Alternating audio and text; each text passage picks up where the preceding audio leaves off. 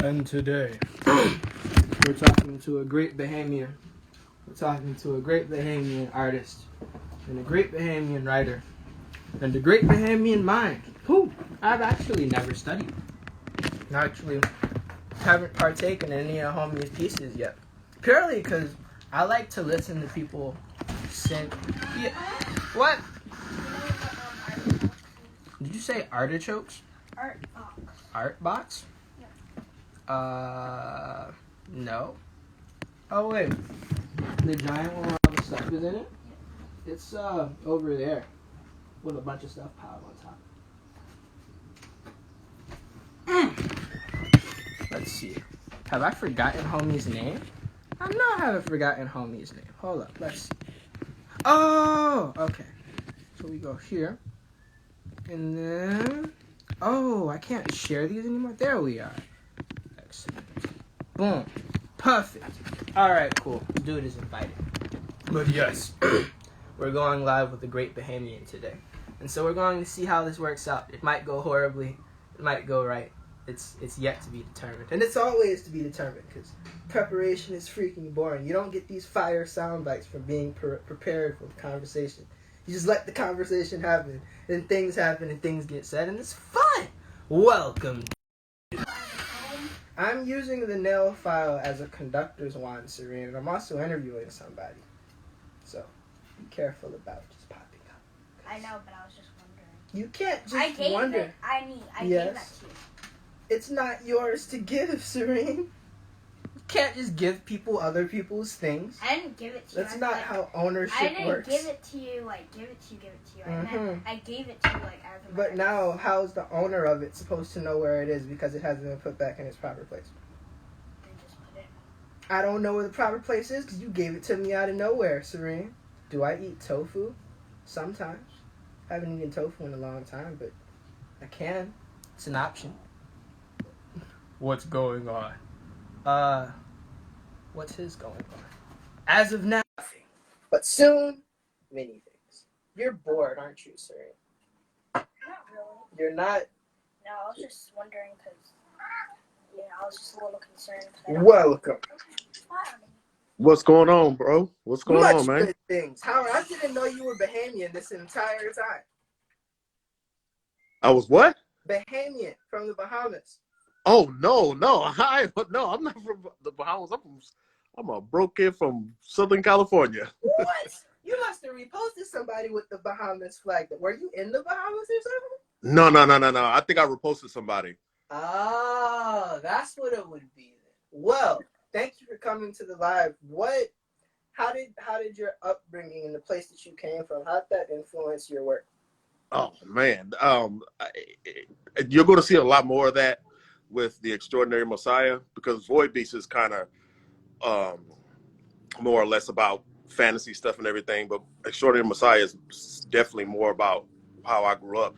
Now, how it influenced me, I was born in Paramount, stayed in Compton all when I was young. This is in the 80s and shit.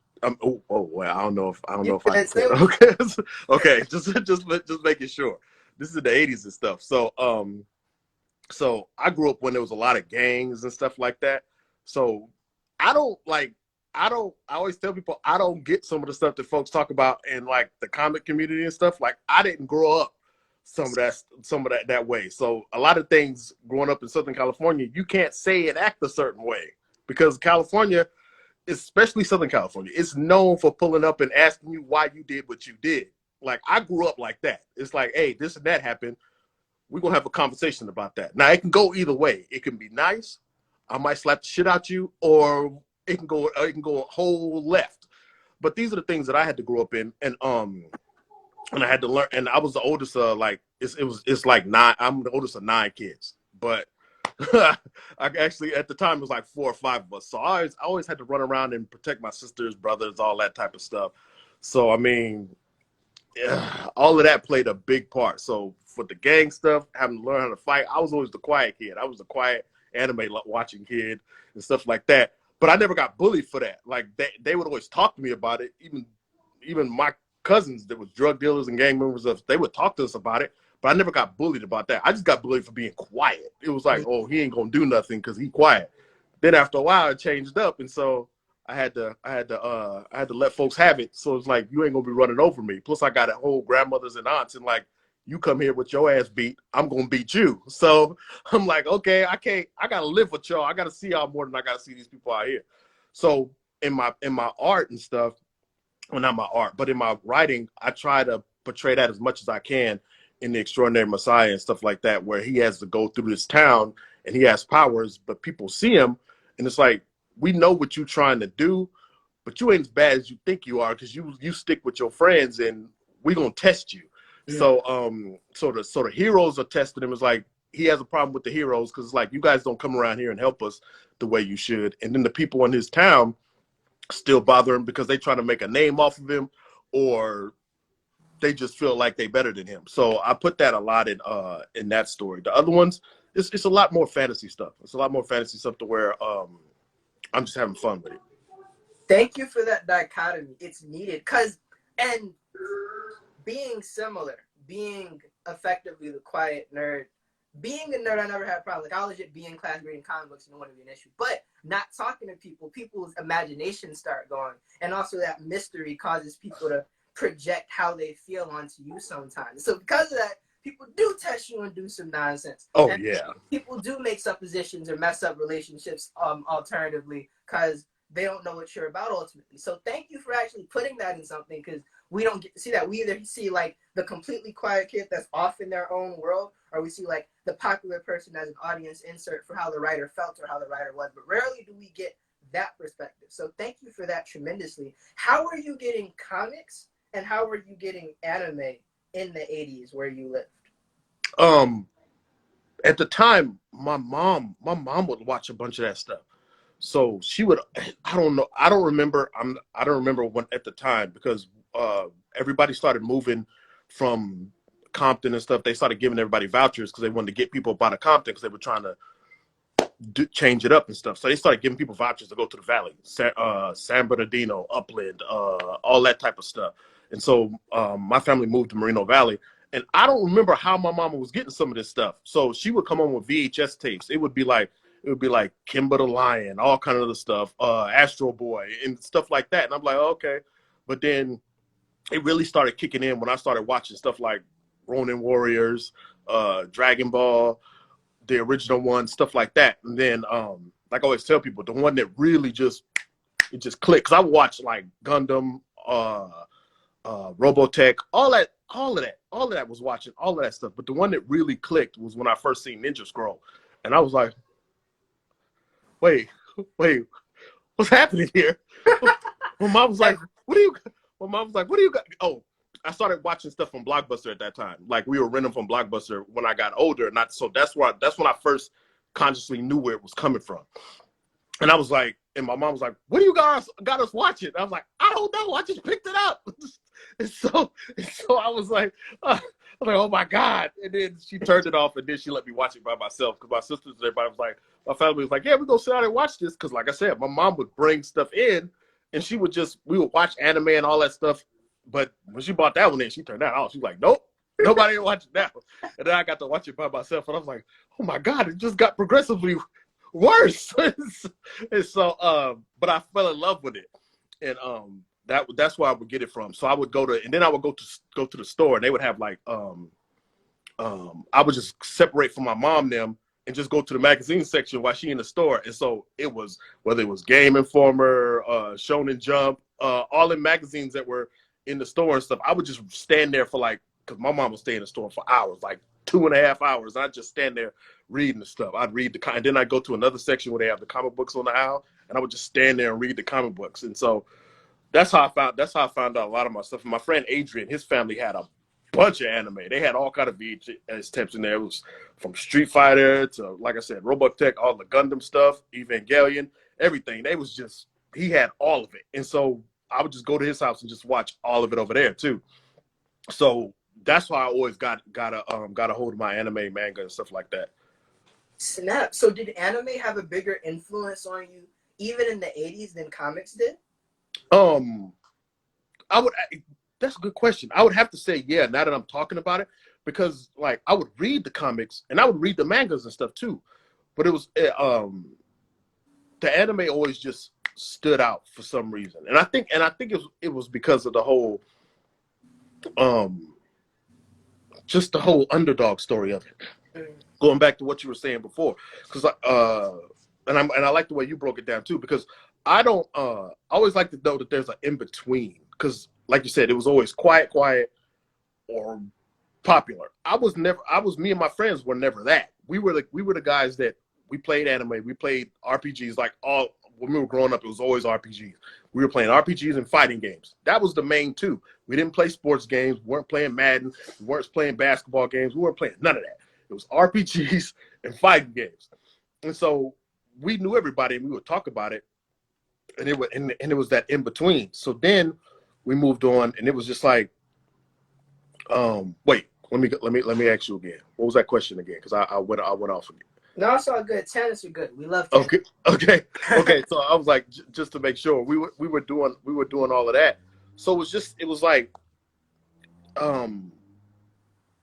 we would always talk about anime, manga, and stuff like that, and it was just what stood out. So we would talk about comics and stuff, but the anime and the manga was what would hold us. So I think the whole underdog story, and then just the extremeness of it. Because in the American cartoons, it was like we'd see folks doing certain things, but it never had that pop to it. Like even Dragon Ball, even the old Dragon Ball had that. The further it got on, when Goku started learning more stuff when he was little, and it was like, oh my God, this is happening. And then from Voltron and stuff, they all had that pop and extremeness to it. And then some of them called it like Voltron, like, no, not Voltron, Transformers and stuff like that. But they started catching it a little bit later, but still, it was like anime always had that pop to it to us when we were young. Yeah, there's a sense of permanence to anime that I think comes from it generally coming from one mind or by a collective mind, where if something happens, it happens, and that stays with the character forever. Whereas I think in a lot of American shows, there will be a lot of retconning or there will be a lot of rebooting, and so that story can get muddied, especially when you look into like X-Men stories, for example, or like flagship Marvel and DC characters. People keep trying to reinvent the wheel, whereas when an anime or manga artist wants to tell another story, just make another character and then tell another story.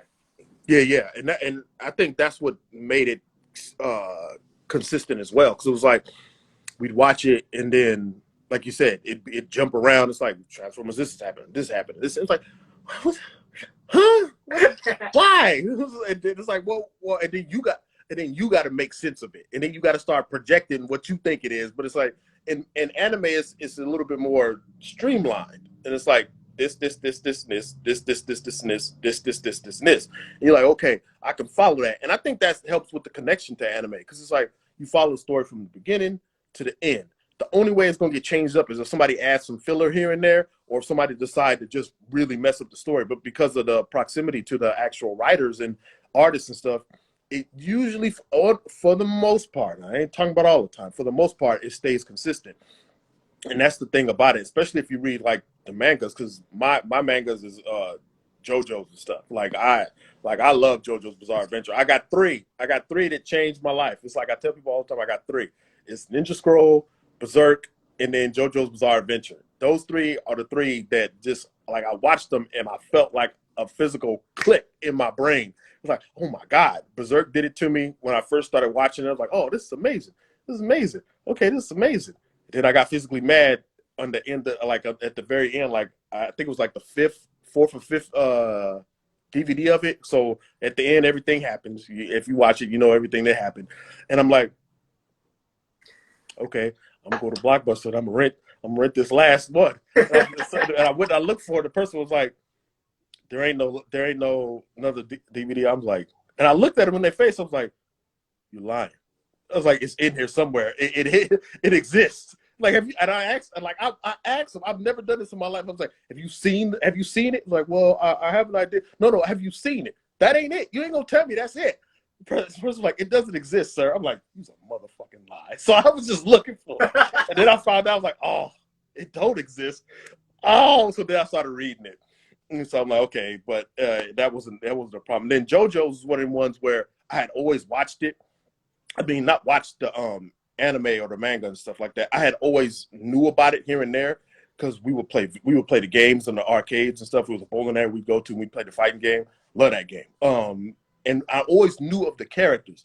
But then I said, you know what, let me sit down and watch it like 4 or 5 years ago. Like, let me sit down and actually watch it.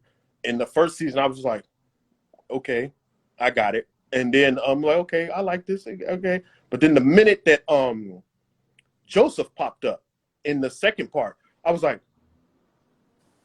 wait, what? And everything. And I'm like, wait, and why aren't there stands or anything happening here? Because I knew that part from playing the games. I knew about the stands and stuff. It's like, why ain't that happen? So I'm following Jonathan and Joseph. I'm like, okay, but I like this Joseph guy. So when does this Jotaro guy pop up? The third season come on. I'm like, wait, what? And so everything is clicking, and I'm looking at it, and I'm like, this shit is perfect. So then I just went down this whole rabbit hole with JoJo stuff. I read Araki's book, which has helped me with manga and theory and practice. I think that's what it's called. That helped me with writing The Extraordinary Messiah, because I was like, okay, I got to break down certain things. I got to have backgrounds for these characters. I got to make sure in this world they're in. All that made sense. But the thing about it is, like, I started reading the manga and everything, and I felt like everything that Araki did made sense. And it's one of the things why I fell in love with his work, not just because of the art, but because of the storytelling. And the thing about his storytelling that got me was the fact that he had generations of these characters so close. He didn't keep it going to where it was like, it was just 100 and something episodes, and I'm gonna keep using this one person over and over and over and over and over again. It was like, okay, I'm gonna tell the story with this person. They done. I move to the next one. I'm gonna tell the story with this person, and they're gonna have elements of this first of the first Joestar, and then they're all gonna keep transferring, but they're gonna fit the time that they're in. And all these elements of these characteristics of these characters with the Joestars, they're gonna all have it, and they're all gonna build on it. And so that's what got me when I was watching JoJo's Bizarre Adventure. And I was like, wait a minute, why isn't this going on with Black people? We got a whole history of stuff that this makes sense with. Like, everything that Black people have went through, you can dub it however you want to. And I'm like, why isn't it a story like that? And so that was my big inspiration for The Extraordinary Messiah, especially Diamond is Unbreakable. That was when I finally watched that one, even though that's not one of my favorite seasons, but that one is like, if I had to study something over again, and I'm going back over it, reading and watching it, would be my inspiration for The Extraordinary Messiah. And that makes sense. I never thought about it in that way. JoJo's works so well because it's telling the story of a family. So the main character is the family. And because it's a family, it makes sense that different components of everything that came before leads into the next generation, which in turn makes it easier to keep the series going while still having that same root. And I don't think any other storytelling medium does that better than like Japanese video games, where they can legit have 20 sequels, but they're all tied to that root. I never thought about building out a continuing world and story like that until now. That's what happened. Like I said, that's what Extraordinary Messiah was like. But then going back to other stuff, like, I feel a lot of us, well, not a lot of us, some of us do, some of us don't, but I feel cheated like that in Dragon Ball, because I felt like there was a point from what we know, Toriyama was talking about moving it on to Gohan, but it said people started complaining about it, so he didn't. And I felt like I felt like he should have told his story the way he wanted to, because Araki said he went through that. It was like, it was Jonathan, it was Joseph, and then people, I think Jonathan was kind of whatever, but he said after Joseph, people were like, no, keep it on him and just keep going. And that's why he had him in part 3 and stuff, and Stardust Crusaders and everything. But it was like, no, I'm going to tell the story the way I want to, and I'm going to keep it moving. And so I felt like Dragon Ball had that prime opportunity where they could have just handed the reins over to Gohan and just took it to a whole nother level, which would have made sense because they were saying, okay, the Saiyan hybrids are stronger than the normal ones. That's what y'all said. But then you still got the normal ones doing all this stuff, and all the hybrids are just sitting around not doing nothing. So I'm like, what are y'all doing? And so I think it would have made more sense to see Gohan, Trunks, Goten, and all of them in this same position that you're putting what's going on in Super right now with Granola and all of them. I feel like that it would have been a lot better if it was like Gohan and Trunks and all of them going through those issues, then seeing Goku next, it's like, okay, he gonna do what he always do. He gonna fight. He gonna do something stupid. He gonna hand him a senzu bean. Somebody gonna come help, and then they gonna lose. And this is just, we know what's gonna happen. We know what's gonna happen. Put Gohan in there and let him do something different. Let him just lop their head off or something. I don't know. Let him and Piccolo do something. But it's like I felt like that kind of got missed. And even with American comics, it's like Superman. It's like we got Superman. Then we got this new iteration of Superman. Then we got Superman. But you got Jonathan Kent hanging around, and you got him playing with Damien and stuff. Just let Jonathan take over. It's like I know people, but just let us have that story. Let Jonathan be different. Let him stand for different stuff, but still have that core belief system that his father had. Because like all of Joestars, all of them aren't Jonathan. Because you know Jonathan was Mr. Nobility. I'm a gentleman. I'm gonna let you beat the piss out of me, and I'm gonna die, and I'm a gentleman, so I ain't gonna do nothing about it. Or I might fight a little bit, but at my core, then Joseph played it, but then Joseph was still a street dude. Like, wait a minute, I'm gonna play y'all, and I'm gonna get out on top of this no matter what. I'm gonna still be good to the. And then Jotaro had some of it, but you had to pull it out of him. It's like he's like, I don't really feel like dealing with none of y'all. I don't like you. I'm gonna go do my thing. Josuke had it the whole time. He was just a silly kid. He was just more of a goofy with my friends type kid. And then we know what happened with Giorno. Giorno got Jonathan and Dio in him. So the whole time you try to figure out, okay, that's Jonathan. Oh no, that's Dio right there. When he killed that dude, that's Dio. And then the next one, which I'm glad is finally happening, we getting Jolene. And so I'm waiting for that because it's like I'm waiting to see some things animated. But yeah, Jolene is. We'll see what's happening with her too. So I think that would help the longevity with help with some of the comics. Like even with Batman, it's like okay, let him go. Y'all don't keep bringing these Robins. You keep bringing these kids in and stuff, and then you oh Lord, with the cat. I know how it goes. Right. I know how it goes. Yeah. Even with Batman, it's like let Batman go. You got Red Hood, you got Nightwing, you got all these other people. Just let him go. Let Bruce go sit his old ass down somewhere. It's okay. We still love Bruce. That was his time. Move somebody else out. So I mean, I like that. That idea really just clicked with me. It clicked, and it just stayed with me. Yeah. How do you handle writing fantasy first? How do you handle one, power creep, and two, power scaling with a main character? See, here's the thing. For me, I'm ridiculous. So, like out the gate, I'll tell people straight up, I'm ridiculous. I got wild stuff going on in my head. I work like 12-hour shifts and stuff. I do whatever my money and everything. And the reason why I'm saying that is because I have a lot of time to think while I'm at work. And I'm fixing stuff, I'm programming robots, I'm doing all this stuff. So I'm thinking about these characters. And in my mind, I'm like, okay, I want TJ to be wild as fuck. Okay, what am I gonna do? What situation am I gonna put him in to make him just be ridiculously powerful? It's like for him, I do that.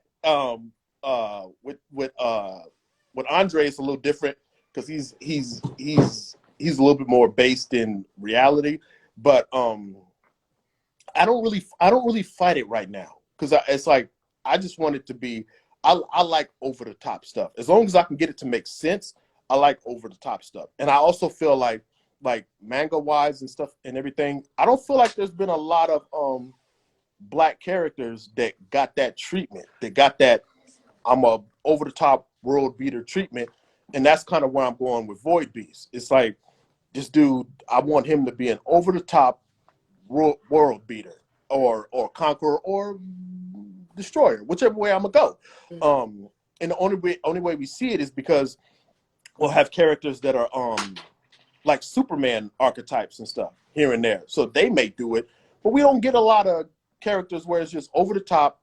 They saving the world, and I'm not their little block or whatever. They saving the world, and all this other stuff is going on. Now, there's a lot of other black creators doing it, just popping up now. But I don't. But to answer your question, I don't really deal with it right now. Right now, I am ridiculous, and you'll see in the next chapter 3 and 4 of Void Beast, you'll start seeing more of that. And me and the artist, it's like we just going over the top as possible. And it's like, well, why are they doing that? It's like they can do that, but we're going to add in more. But I like it. I like it. Like Goku. Like, I don't mind the transformations with Goku. I just wish that only thing I would like to see is like, I don't want to see Goku keep doing that. It's like, that's it. I just don't want to see him doing it. Because you told me that, like I said, the hybrids were stronger. That's what you told me. So now, why are they all in school or just hanging out in their mama's backyard playing with Chi-Chi? And Trunks is hanging out with Bulma. It's like, what is going on?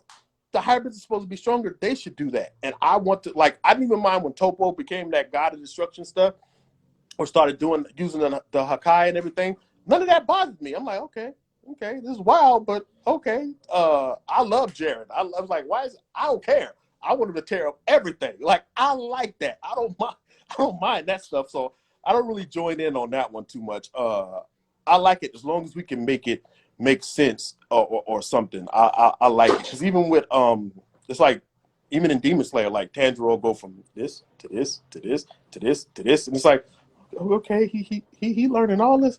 My God, just his sister's blood is gonna make it. Okay, I got it. I'm cool with that. No problem. So I don't mind it. I don't mind how ridiculous it is. I don't mind it. Like I said, that's part of the pop that got me when I was young with manga and anime. It was like, oh my God, did you see that? That was always the thing. So I try to put that into my stories and stuff as well.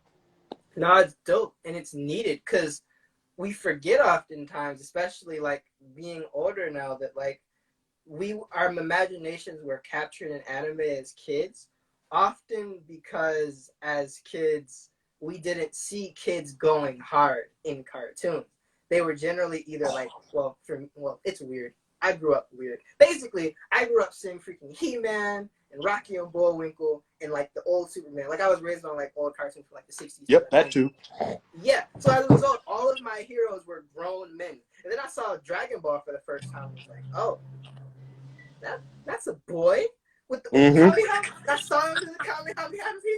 He just made an energy beam with his freaking hands. I'm going to keep watching this. And a lot of us forget because a lot of Black manga is in the same realm as adult independent comics, but it's made with the content generally of a shonen that kids can watch it, and kids are watching it, and kids are reading it. And so we're impacting a future generation of Black nerds that don't even know they have a voice to use yet. What do you think is going to come out of the first generation of child fans of Black manga?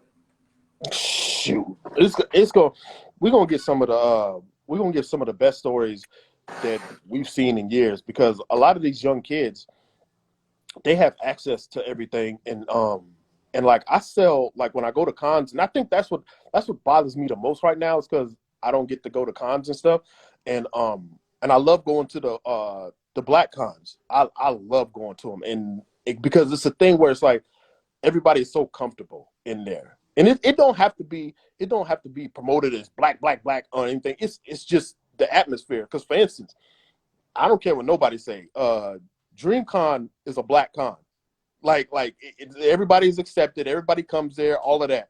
But when I went and I seen what those young boys were doing and everything they had, that was black as hell. Like everything was just black. And it was like all of these kids, and it's a Black anime and manga con. And it's like all of those kids, they come and they see this stuff, and we have younger ones that read it, and they understand what's going on. I've had young Black girls buy my book, Denise, and I've had older Black women buy it. And it's like, they'll read it, and if the con is a 2-day con or the same day, they'll come back and they'll explain to me everything that's going on. Like the guy, like this father, he came back and said, "Oh, my daughters loved it, this and that." And then and I was like, "What'd you think of it?" She was like, "Well, I liked that the little girl could do this and that. I liked that she liked her powers, and I liked that she was so confident in her powers and everything she was dealing with." And I was like, that's exactly what I was trying to get across. And then an older woman would read it, and she would come tell me the same thing. And so with these young girls being able to see that from Black people, from other Black men and Black women, it just solidifies that it's like, hey, I can do this, and it's not something far off from me, because it's this random person at this table in my town that I can talk to that does it. And all they're going to do is build off of it, because they're like, I see this, I see the other stuff, because I see the other stuff with the Wonder Woman's, the Superman, all of that. And then all they're going to do is use their imagination to build something stronger. And what we want is for them to make something that has longevity that they can keep in control as long as they can. And we want to see that for the next 20, 30, 40 years, 50 years, like with the Mickey Mouses, the Sonic the Hedgehogs. Because if I can make something like Sonic the Hedgehog that lasts for 20, 30 years, or the Ninja Turtles that came out in the 80s and are still going to where Black folks know about this and it still stays connected to the Black community, but it reaches out to everybody. You know, we still want everybody to see it. And so, but it stays connected to the Black community. That'll be my heart right there. It's like, and I'll be done. I'm like, I'm done. Give me my money. I'll do whatever. But as long as this can connect and these Black folks can take it and build on it and know that I can build on this and make some of the same stuff because I did it and a group of other Black folks were doing it and we all supported each other, then I'd be good. So I think it's going to be amazing stuff coming out because there is no choice but Black folks doing what they have to do. They're creating and owning these properties. And once these children see, hey, there's a way for us to do that, and we can still own and control our properties, and we don't have to give it up to some corporation and stuff. That confidence is going to change everything. Because like you see it, like what's going on now, you don't have to go to Shonen Jump to do something. There's other Black companies that do it. There is the North Caesars, the Saturday AMs, the Black Sands and stuff. Now I choose to do stuff on my own. And that's another route too, because the technology is out there. It's just if you choose to do the work. Technology now is giving you all these apps and everything give you a way to do just about everything. You just got to be creative enough to implement it into your system. And then after that, you can hit the ground running. And so, but either way, it's still Black ownership that I know of. Like I'm just going off top that I know of. I don't know the ins and outs of everybody's business. I don't know that. But I know what mine is Black ownership. I can talk about me. Is Black ownership, and when kids know and you start talking to them, it's like, wait, I can own this and I can do this myself. Then it's like, oh, okay. And so they're gonna ask questions, and that's when you break it down to them and you let them just you build the foundation for them. So like you were saying, their creativity can just fire off. Because once we can knock out all that other stuff for them, the creativity will take over. But if we bog down with I got to deal with being broke. I got to deal with not having money. I got to deal with all this other stuff. I got to deal with racism, all this other stuff, which is going to be all the time. But if we can knock off as many weights for them, like Piccolo and all them taking off their weights, if we can knock off as many weights for the children and stuff as we can, it'll help their creativity flow. Because I think that's one of the biggest issues when it comes to Black folks. We got so much other stuff to worry about. We got to worry about money. We got to worry about getting bust over the head. We got to worry about all this stuff. So you don't get to be creative, and I think that's part of what it is systematically. If you weigh somebody down enough with everything else, you can't. They don't have time to think of it, and then we don't have time to let our creativity, whether it's engineering, science, whether it's sports, whether it's writing, we don't have a time to let that flow because we bogged down by everything else, and you're just trying to survive. But the ones that get through, and start, whether it's the LeBrons, whether it's the Simone Biles, no matter who it is, whether writers, whatever, or Jordan Peele, the ones that can get through and get to let their creativity shine, then we see it. We see how Black folks dominate stuff. So that's why I think it's a thing where they're gonna get through, and it's gonna be a whole different thing because they see us doing it, and all y'all young folks is doing it. It's gonna change up everything because it's like that creativity is gonna be there. They know that they got a base already, and they just gonna start flying. Indeed, and I thank you for being a part of that foundation because I'm in a really lucky position where like I learned about your existence because I'm a really big Nicholas Drop-Ivy fan, and so I saw that Nicholas Drop-Ivy did some work for you freaking years ago. I was like, oh, who is this freaking person? And so I found you, and at the same time that I found you, like freaking 3-4 years, well maybe 2-3 years ago. I was in college. Was Void Beast 4 or 3 years ago? About 3 or 4. Yeah. Okay, then yes, it was 4 years ago because I was in school. At the same time that I found you, my girlfriend found Dorm by Cheat, and so it was interesting. We wouldn't have you, Adorn. We wouldn't be able to exist the way that we do as like young Black animators if it wasn't for like Adorn by Chi and freaking you, and freaking Black Sands, North Caesar, and Saturday. And we wouldn't have that foundation as young anime nerds and be able to have this gigantic mountain of content to participate in because the content that you make allows us to sow into the community, and then y'all sow into the community. And so you give us the ability to to have an excuse to support the community outside Mhm. of just liking pictures. You allow us to actually have something that we can put our funds in, and you use those funds in order to get in contact with other parts of the community. And it's like this beautiful little circle of life thing that we get to see. And that did it previously, just like 10 years ago. Did it 10 years ago? Because I went to Onyx Con, and there was a convention in Philly that I forget the name of right now, which is weird. Dang. It's all good. It's wow. Onyx Con is in Atlanta. Philly one is I forget what it's called. But the first con I ever went to was a Black Comic Con in Philly, and I remember that there was Marcus Williams, and there was Black Sands like super early on, and then there was Black, the comic Black. And those were the only three options that I had of like crazy stuff. And now over the past 3 years, we have all the crazy. Or no, 3 years after that, then everybody started springing up. Where did you come from? How did you start doing this? And why did you start doing this? Okay. I had good question. I had been doing it for no, I wasn't doing it. I worked at GameStop for the longest. And so it was always whatever with that and stuff. But I had this notebook that I would just kind of write stuff down and jot stories down. And this was like 2008, 9, 10, 11, 12. So I had all these stories that I just had written down that I didn't do anything with. Like I didn't do anything with them. I didn't really change anything. So I would have them. And one of my friends, she would talk, and I was even big into the whole, like, because you know how you first get on it. It's always, I think everybody goes through this. You start learning about history and stuff, and then you go down that rabbit hole of wild shit. And it's like, oh my God, this happened. So I even had stuff, but I remember one of my friends, she was like, I was like, oh my God, all this happened and stuff. She was like, yeah, that's fine. But where's your stories at? And I was like, oh, that's in a different folder. Let me put this wild historical stuff off to the side. And so I was like, okay, I got this. And then so we would talk about it. And that's kind of what I remember that standing out. It was like, don't nobody care about all this wild conspiracy, this or that happened. They care about what you create and what you can make happen.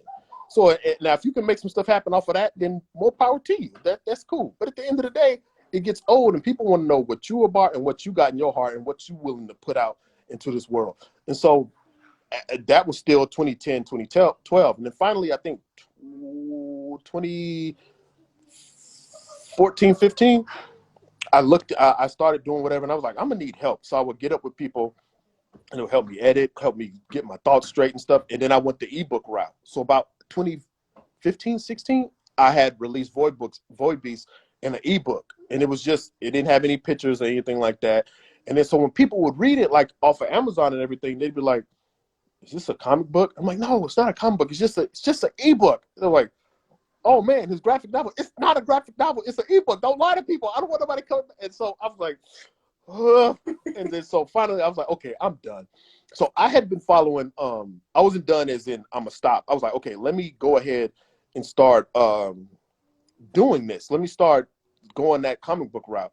So I started doing that, and I had tried to get up with so many different people that it was wild. And I had followed like people like Nick and everybody. And so I would get commissions from them because I have an old commission of TJ because TJ had a different color scheme before. And then we changed it up a little bit later and stuff. He had a completely different, I would get up with, I got up with Mike Tony to do some stuff for me and everything. And so I would have these commissions. And then I was like, okay, well, I like what he looked like. Let me go ahead and see about getting some pages and stuff done. And I would try to get with those dudes, but they were always so busy. But it's like, and it's understandable. See, I don't like when people get up and they be like, well, black people, and I went to this black artist and they don't want to. I don't do that. I'm not with that. I'm not with that at all. Don't you ever get up there talking about other black artists because they have to go through everything we have to go through. Everything you going through, they have to go through. And they're trying to get their own work done and they're trying to get their stuff done. So I never took it personal when somebody say, I don't want to work with you, or I can't work with you, or I have this going on. I never looked at it and got online and be like, you know what? All y'all don't want to work, and I'm trying to work with black folks, and then see, but they don't want to work together, and they just don't. You sit down, you take that little hit because it bothered me because I was like, oh man, I'd love to work with Nick and do this and that. It wasn't the right time. Mike or whatever the case may be. I'm like, oh. So you take that, you sit down, and then you regroup and you say, okay, if I can't do that, it's still up to me to get what I want done. I still have to get it out. But and I can't whine about what nobody else is doing. So I try. So it's like, okay, let me figure out how I'm going to get this out. And so I would sit up and I would just I'd be on DeviantArt, I'd be on Instagram, I'd be on Facebook, I'd be everywhere I can, just mailing people, like, hey, you want this and that? I like your stuff. Can I work with you? Can I do this and that? And it'd be like, no, yeah, no. I'd go on sites, I'd go on Elance, I'd go on Fiverr, I'd go everywhere I could to try to find somebody to work with. I seen the first, and then so when I finally started getting rolling, I seen the first, let's say 10, 15 pages of Void Beats at least 7 times, like from different artists. And it was just like, I have files of it, just different artists doing it. I was like, oh, some of them were like, no. And then some of them would just drop out. Some of them couldn't do it, whatever the case may be. And then so I found a guy, his name was Rexy. And he was from the Philippines. And he started doing Void Beats. And I loved everything he had going on. And I was like, we got it. He was like, and then he emailed me one time. He's like, oh man, I'm not going to be able to do it because I'm moving to Canada with my family and this and that. And I won't have time to do the book and stuff. And I was like, okay, I'm done. And so I was just about to be like, I remember it was like at 11 o'clock at night one day. And I was just like, oh, I'm done. I don't feel like finding nobody no more. I keep looking at these same pages. And I was like, you know what? And then about a couple hours later, I was laying in my bed. I got up. I was like, no, forget it. I'm like, look, I understand you done. I understand. I ain't mad at you because I know how I go. You do what you got to do. But can you send me something? Do you have somebody you recommend? Do you know somebody? Anything. Like, don't just leave me hanging, because can they do it similar to what you got or what we have here? He was like, oh yeah, I think I know somebody. And then he sent me Francis, which is my artist. His Instagram is @congrats. And so I got up with him and he was like, yeah, I can do it. We went over it. We rehashed everything. He's like, yeah, I can do it. And then after that, me and Francis just went off. And it was like, we just kept going. And so that's what kept me going with it. And I like, to this day, I love Francis. It's like, people are like, well, why don't you? No. It's me and Francis. As long as he willing to work with me, I'm going to keep paying him or whatever. And we're going to keep rolling. And so I always tell people, like, going back to what I was saying earlier about people complaining like black artists, because a lot of the black artists, it's like they are handling business. It's not a thing where they where these black artists aren't handling business. They're not trying to do their thing. They got jobs. They got all kind of stuff going on. So when people talk about I wanted to own and have this black business and stuff and everything, it's like, no, that's not how that works. Don't fault them because they don't have time to do work on your project, because also you don't want them working on your project if they don't have a desire to do it. So what you need to do, it can still be black owned. You just work with everybody. It's not people say stuff like, well, you just in that with white people, or you just no. I own all the stuff. My LLC, my copyrights are all under me. I own everything, but I work with everybody. You got to watch how everybody else works. You got to watch how the world works. It ain't too many places where it's all just black. And I appreciate it when it is. But if it can't be that at the time, let it be, because later on you might get to do it. And then, like I said, it wasn't time to work with Nick, but then we got to work on Sankara later. And I love Sankara. I just get bogged down with, hey, when the next one comes out, it may not be a next one, Playboy, because it's not that I don't want it. It's not even that Nick has even been like, yeah, but time is time. It'll ruin stuff. And so it's just what it is. And like with Nick, it was like when we were working on Sankara, like I'll talk about it now. It's like when we were working on Sankara, he was knocking it out. And then it was like he was working on that and Exogenesis at the same time. It was like I don't want to work on both at the same time. So like, okay, no problem. So he would do stuff here and there. Then when he started working on Sankara, it was like, okay, we got it. And then what was it? Disney contacted him for that stuff with Black Panther. And then I was like, I ain't gonna never get that book. It's like Sakura ain't never gonna come out. And and so I was like, oh Lord, this just ain't gonna happen. But Nick would keep talking to me. He would show me certain things like with Black Panther and stuff. So I knew the stuff that he was doing. I just didn't say anything out of respect for him and his business and stuff too. I didn't be like, hey man, you know Nick Draper's like he doing this and that. I seen it. He showed me this art. I didn't do any of that. And so I would see it. I'm like, okay, cool. And he would always say, I'm coming back. I'm coming back. I'm gonna come back. We're gonna get to it. I'm like, he ain't coming back. And the thing about it is, in my heart of hearts, if he left and I seen him do like he on the same trajectory that he is now, if he left, I would have been like, I understand. I was like, I wouldn't have been mad. I would have been talking about bad on him online. I was like, no, I understand, because this is the opportunities that you created, that Nick created for himself. It's not nobody gave him. That man and everybody else, whether it's you or whoever else, y'all create them opportunities. Ain't no somebody. No, you create that because of the work that you're doing and the time that you're putting into what you believe in. And so I was like, oh man. So when he finally got it, he was like, okay, I'm done. We're gonna do Sankara. And we finished it up.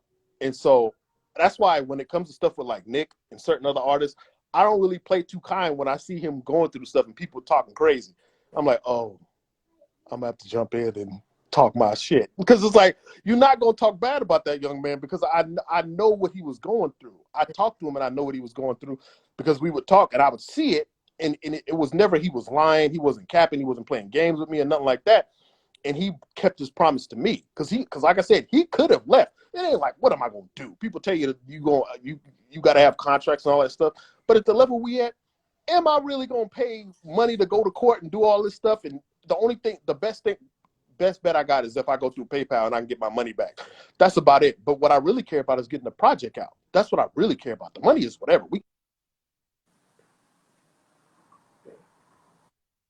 If he would have left, it wasn't nothing I can do. But he kept his word, and he did what he said he was going to do, and he still did quality work on Sankara. And I don't have nothing bad to say about that young man. So I don't take too kindly when I say people saying whatever about him. I usually get into the comments, or we go back and forth a little bit, and I don't care what they saying. I'm not with it, because I know what he's about, and I've watched him, and I go by the proof. And that young man has always put out proof.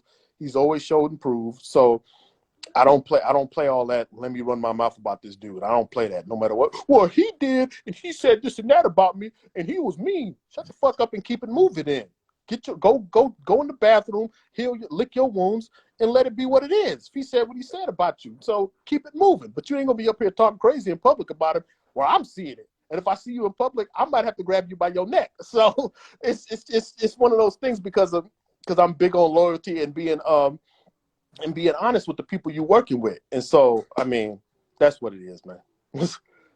Wow. Gotta let that one breathe.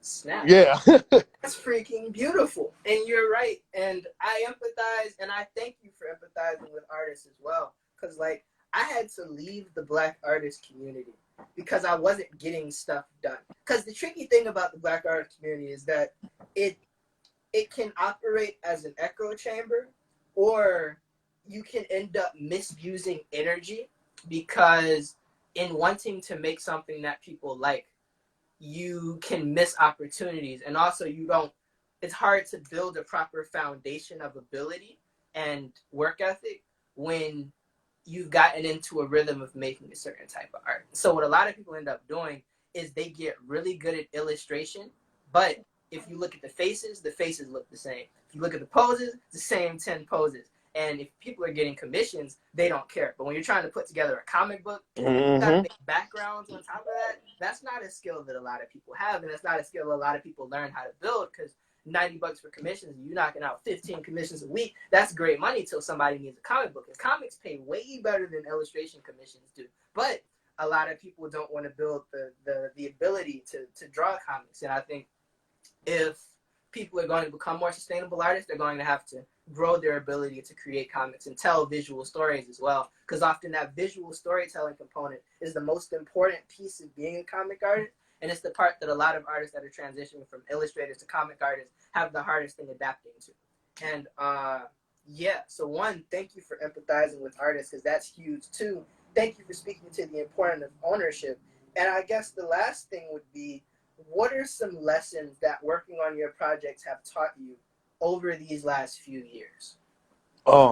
So, one of the there's a few, and one of the ones that I learned, like, and it keeps coming back, is like you gonna have to bet on yourself and believe in yourself when it comes to a lot of this stuff. Because if you don't do none of that, ain't nobody else rocking with what you talking about. Like, I would always think like, man, ain't nobody gonna pay attention to what I got going on and this and that, and don't nobody like it. And this, and the truth of the matter is, nobody ain't. Because if you're not finding the people that want what you got, then it doesn't matter. So you have to put in a lot, and that believing in yourself means that you have to figure out how to put in the work to get to where you're trying to be at. I sit up all kind of nights and figure out, okay, where are these people at? I go into groups, I post in groups, I see that this group didn't work. I didn't go online and be like, you know what, I hate this group. This group don't treat me right. They don't like black people. They don't this and that. I'm like, okay, that ain't where I need to be at. Let me move somewhere else. And then so I just keep bouncing until I find where I fit in at.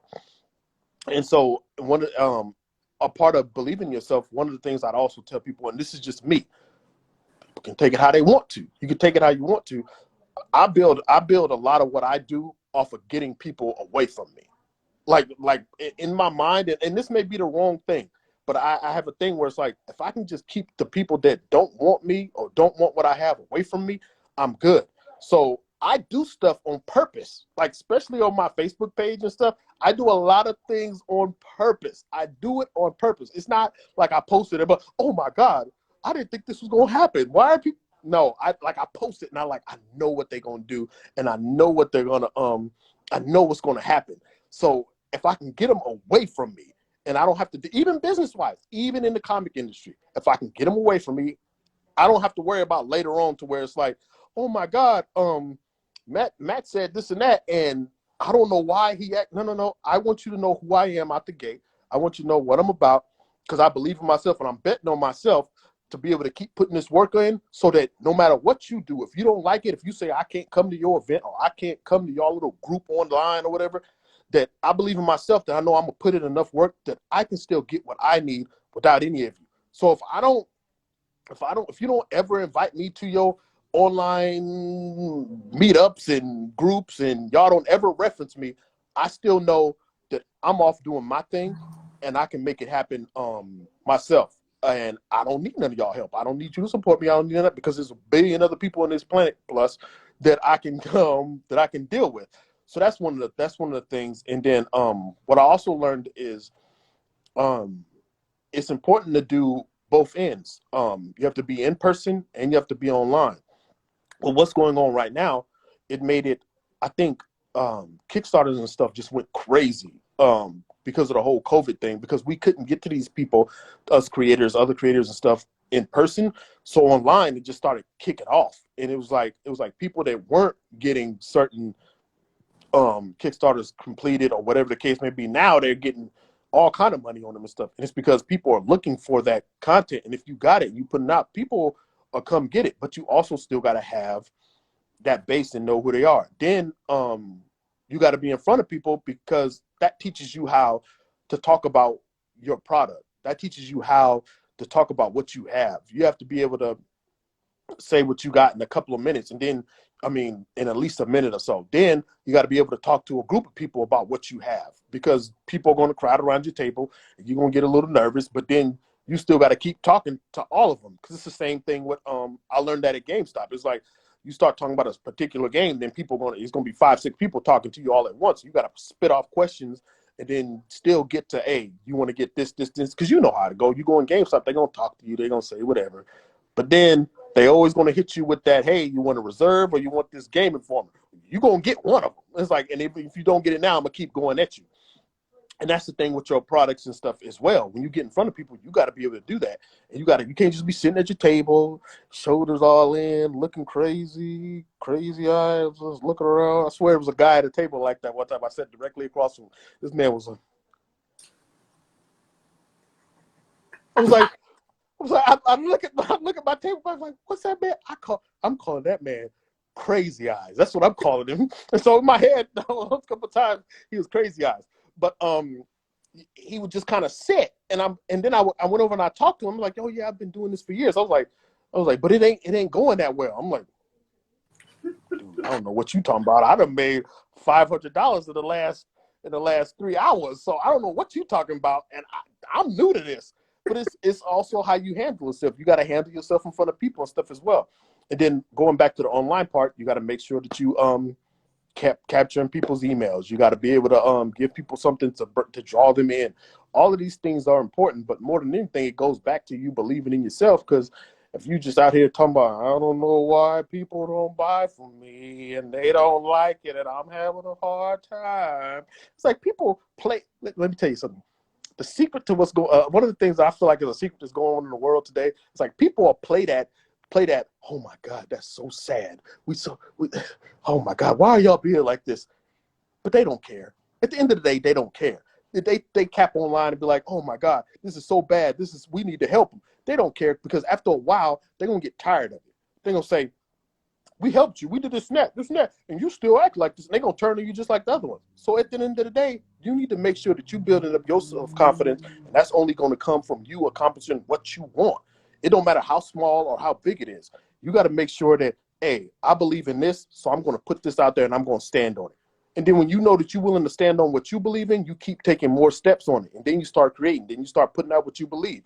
And then once you believe that, you just keep rolling. So for me, a lot of it goes back to outside of the technical aspects of like mailing lists, making sure you're hitting the mailing list, making sure you're building up online, making sure you're going out, being in front of people, making sure you're making connections with people, making sure that on social media you're consistently posting, making sure you're letting people know more about what you are and what your thoughts are on any given situation that coincides with your stories and what can be implemented into your stories. All of that stuff plays a part, but all of that comes from you believing in yourself too. All that comes into play. And I tell people all the times, like, you can say whatever you want. You can say whatever you want. You can think whatever you want. But at night, when you lay down, the only person's thoughts you can hear is yourself.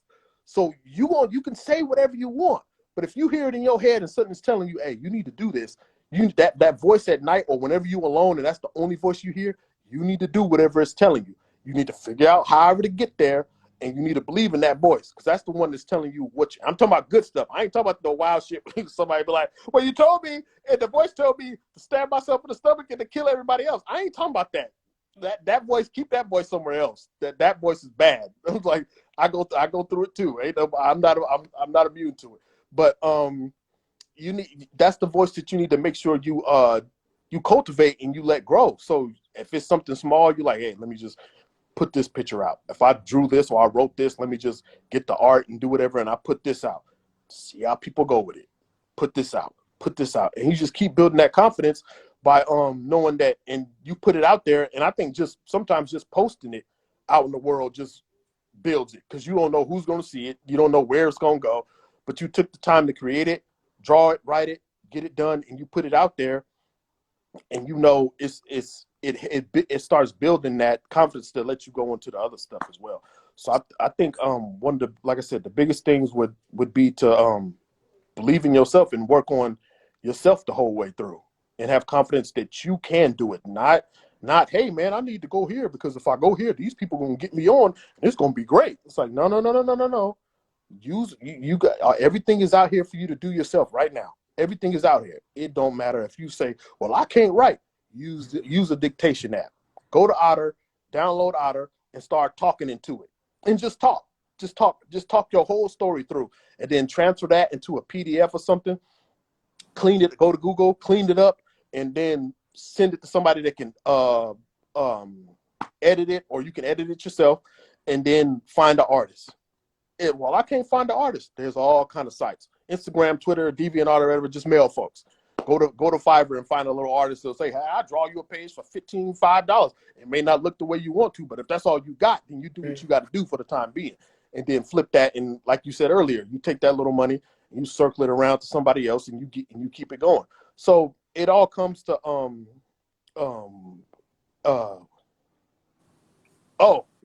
real quick, the best way to grow an email list is if you got something free to give people. So if you got a free book, if you got a free commission that you can hand out, if you got a free poster or whatever that you're willing to ship to them, or even just give them some digital art, you do that and put your mailing list. If it's on Instagram, put it up there where they can easily click on it in your bio. Tell them, hey, I got this free book. It's 5-10 pages. Go click the link in my bio, and you can get this by signing up to my mailing list. And they'll sign up. It'll take time, but all of it takes time. That's the secret to a lot of it. People are like, I can help mailing this and that. It took time, because I'm not the best. And maybe for some people it's not that. Maybe some people, they can get it out the gate. And but from Void Beast to now, like my first Void Beast, I made 1,000 or something. And then the next one I made a little bit more. And then the last one I made about 5. And it was just, you incrementally grow. And it's like, you can make leaps, but still you got to go through that process. For a lot of us basic folks, and I'm basic too, it is what it is. You gotta go through that process. So just keep putting out the mailing list. Let people know, build that funnel to where they can go through and they can get something for free, whether it's, like I said, commissions, whatever, and do that, and just hit that grind and start doing it that way. Exactly. Any sale that you have is an email, and any free sale is also an email, because they got to have a way to get that free thing that they ordered from them. And so, like, I didn't realize, because I didn't know about email lists until a couple months ago. And so I didn't realize that this was happening. I've been running the site for like 3 years at this point. And so I went to the thing to go send the emails, and it was like 1,592 emails. Do you want to send? And I was like, oh, yes, I do. And I didn't realize that there are people that say that every email is worth $1. And occasionally them people are just bored and they got bread and they use it. And also, they'll forward the email to people. So I slept on the email list. And to the young people that are watching this in the past, present, or freaking future, do not sleep on emails. Emails are like your own little contained pocket of social media where you can say and do whatever the heck you want. Yeah.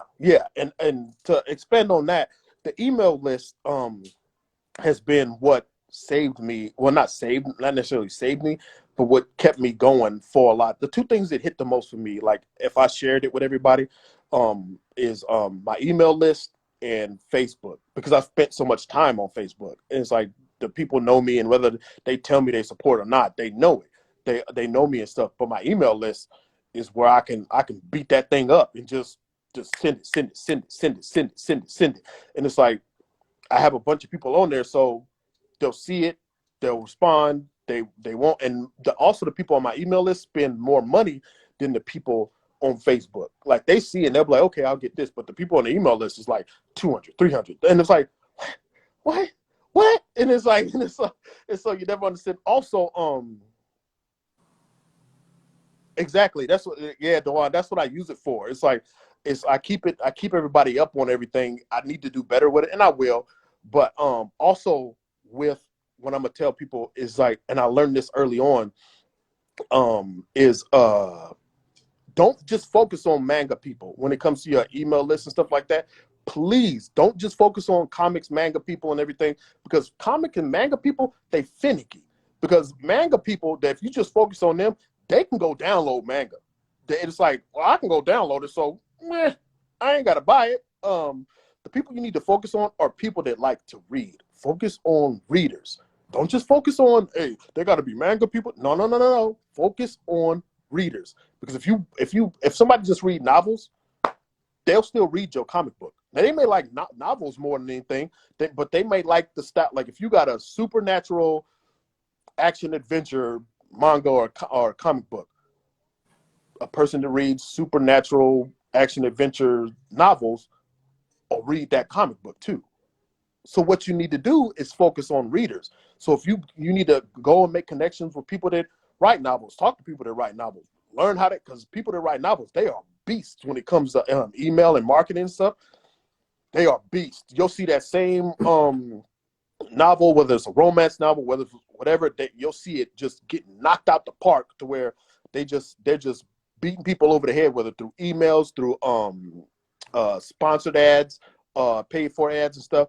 And then people selling the book for like $1, but they bringing in $1,000-something a month and stuff, because they understand it's like, I'm gonna hit these readers and keep going to these readers. So whenever you're doing your stuff with your email list and you're trying to do get your stuff off the ground, do not just focus on anime, manga, comic book readers.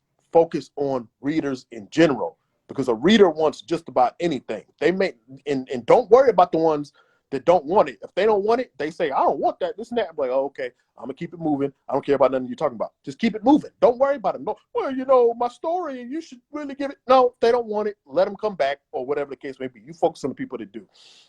But your email list is important because anything can happen on, like you just said, it's your own little like social media, because anything can happen on Instagram.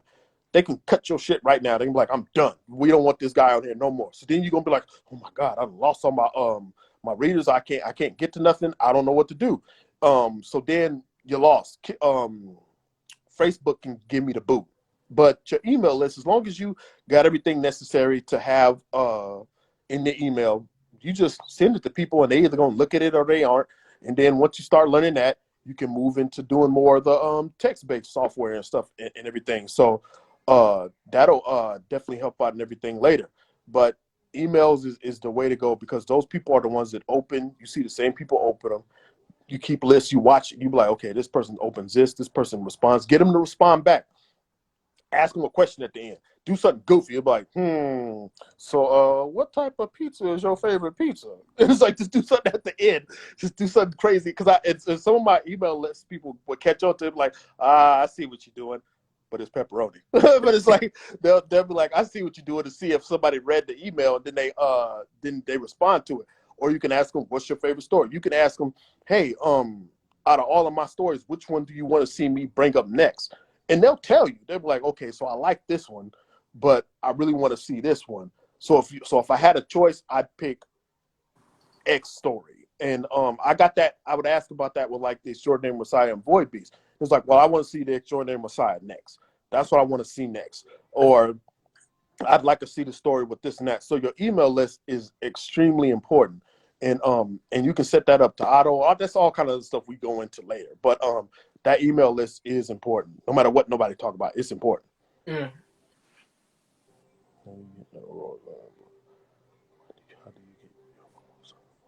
How do I get my overall storytelling block? I started off with a specific idea to where like Void Beast, it was like, okay, I want because it started, like I said, it started off as a ebook. So it was like, okay, I want everything to be there, the first part right here. And then I want him to come in contact with Denise and Yesenia on this next part. And then this next part, I want him to, so I start off with where I want to go, and then I start off with the end. It's like, okay, so I want him to meet them, and then in the end, I want him to go into this next part. That's going to be the end. So I start off with the beginning and the end, and I just throw everything else in the middle. That's kind of how I do. Like with the Extraordinary Messiah, for instance, I have the ending in mind already. Like I know exactly where I'm going, but I gotta give Andre a good story for everything else in between. So I know the beginning, I know the end of what I'm going to do with him, but I gotta put everything in there to say why he's so extraordinary. So that's kind of where I'm at right now. So, and also for me, I know it's a lot of other people that's not like that, and I have a hard time because my mind goes all over the place. Because like I think about a bunch of stuff, and it's like this one, and the thing about it is, like I know, because of doing my other stories and stuff, I know that I can make it happen, and not just can, I will. It's like I'll do it, and I'm like, I'm gonna make this happen. And I'm gonna find everybody to get it done, and then I'm like, oh, maybe I shouldn't have done that. And this is after it's done or something. I'm like, oh man, or it's like I put them into something else. But I would just say focus on your end, your beginning, and your end, but mainly your end, because if you got that end in mind and where you're going to end it, you know everything else you're going to do. So it's like I know that the person is going to end up on Mars, so I got to figure out what nobody's going to end up on Mars. But I'm just saying, oh, I know the person's going to end up on Mars, and they just going to be alone. So I got to write everything to get that person to Mars. I got to get them to Mars. Now, how I'm going to do that, I don't know. But I know I want this to end where they're on Mars. And then each subsequent block will go from that. So you got the one block where it's like this person started off eating a sandwich. and he seen that there was going to be a trip to Mars in 4 weeks. So, okay, I got 4 weeks to get him to from eating a sandwich to going to Mars. So you have the whole first day or whatever is he went through whatever, and then he at the end of this first block he goes through. He's doing whatever, and then I find it that he meets somebody that works in a space station. And that's the whole first block. He meets some person that works in the space station. Then after that, you go from there. So that's what I would do with the blocks and stuff as far as writing out the manga and stuff. Yeah, keeping the end in mind stops you from running into plot holes and also stops you from making things up that don't make sense. Having the end in mind causes you to have a roadmap to follow. And that middle point is always where you can play and you can have fun because you know where you started and you know where you're supposed to end. And now you get to use the foundation that you set and the ending you know you're going to in order to test out different possibilities or play with some concepts you might have not originally conceptualized. Most definitely.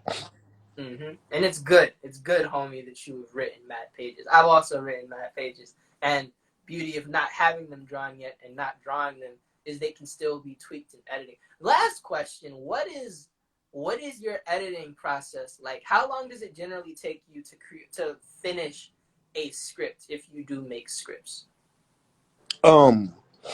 Me, I would do mine was weird because the job I had before, I was traveling a lot. So I was going from North Carolina to Indiana to Chicago. Then when I moved to Indiana, then I'd go from Indiana to uh, Illinois to Wisconsin to Tennessee to Georgia to Mexico. So I would just be all over the place. So I would be writing a lot of the time. I'd be in the hotels because I'm like, I don't know this city and stuff. I'd go get something to eat, look around a little bit, then go sit down, and I'd just be on my phone writing the story. So I'd write a page. I'd be like, okay, I'm tired, but take 15 to 30 minutes to just write something. And so I would write it and then just keep it going. So sometimes it may have been a few months.